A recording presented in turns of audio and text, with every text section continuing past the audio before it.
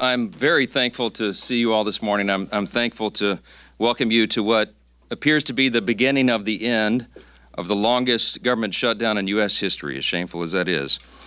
I don't think it's coincidental, you know how I think, but it's after 40 days of wandering in the wilderness and making the American people suffer needlessly, some Senate Democrats finally have stepped forward to end the pain.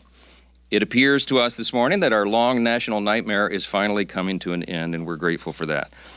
At least some Democrats now finally appear ready to do what Republicans and President Trump and millions of hardworking American people have been asking them to do for weeks. But as we said from the beginning, the people's government cannot be held hostage to further anyone's political agenda. That was never right. And shutting down the government never produces anything. It never has, if you study history. And so here we are. I want to remind everybody this morning of another critical point that you've heard me here repeat over and over the last several weeks. It's something that I and Leader John Thune and President Trump and every Republican leader have all said repeatedly from the beginning. We have always been open to finding solutions to reduce the oppressive costs of health care under the Unaffordable Care Act. We just made clear that we would not and should not ever do that, that is, negotiate as hostages. And I've also reminded you here every morning at this press conference throughout the shutdown, Republicans have not just been talking about reducing costs and fraud and abuse in so many areas and in healthcare. We've been actually passing new laws to accomplish that urgent mission for the people, and we will continue to do so. So here's where we are by way of schedule, just so you know, you're following. And if you're not at home, if you're waking up to this good news this morning, the Senate's vote late last night of 60 to 40 opens the door now.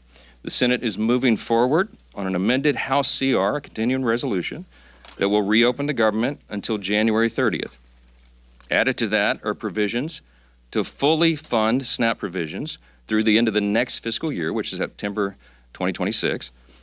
Guaranteed back pay for all federal workers who have been made to endure these hardships over the last several weeks. And it also includes passage of 3 appropriations bills, which we're grateful to be moving through the process. That is the Military Construction Veterans Affairs bill, it's the Agriculture bill, and the Legislative Branch bill. The Senate will be back in session this morning to finish their job, and we're certainly praying that they do.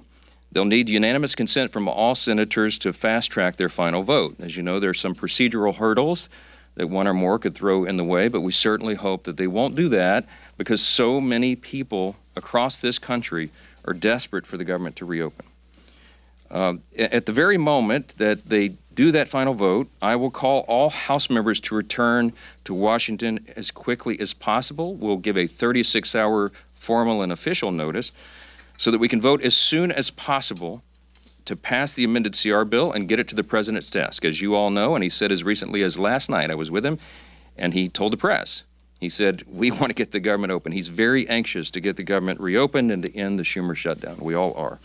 With regard to the travel challenges, I spoke yesterday at some length with Transportation Secretary Sean Duffy, my former colleague and good friend, and he lamented the serious situation that we have with air travel in the U.S. He's bent over backwards, as all members of the administration and the cabinet have done in all of their areas of jurisdiction, to try to keep the government working for the people and to mitigate the pain and the harm. But the problem we have with air travel is that our air traffic controllers are overworked and unpaid, and many of them have called in sick. That's a very stressful job, and even more stressful exponentially when they're having trouble providing for their families. And so air travel has been grinding to a halt in many places. And as of Sunday, nearly half of all domestic flights and U.S. flights were either canceled or delayed. And it's a very serious situation. So I'm saying that by way of reminder. I'm stating the obvious to all my colleagues, Republicans and Democrats in the House. You need to begin right now returning to the Hill. We have to do this as quickly as possible. Now, we look forward to the government reopening this week so Congress can get back to our regular legislative session. We have a lot of business to do, as you all know, and we will be working in earnest. There'll be long days and long nights here for the foreseeable future to make up for all this lost time that was imposed upon us. I want to close with something that's important. I think it's important to say that this is genuine. I mean this sincerely. We applaud the 7 Senate Democrats and 1 independent senator who did the right thing. They decided to put principle over their personal politics.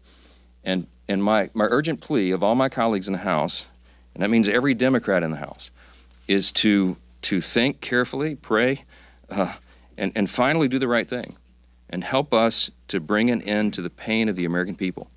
This has gone on too long. Too many people have suffered, and it's long overdue. That's the update I wanted to give you this morning. There are probably lots of questions, but I'm going to get a lot of my own questions answered later today, so stay tuned for more.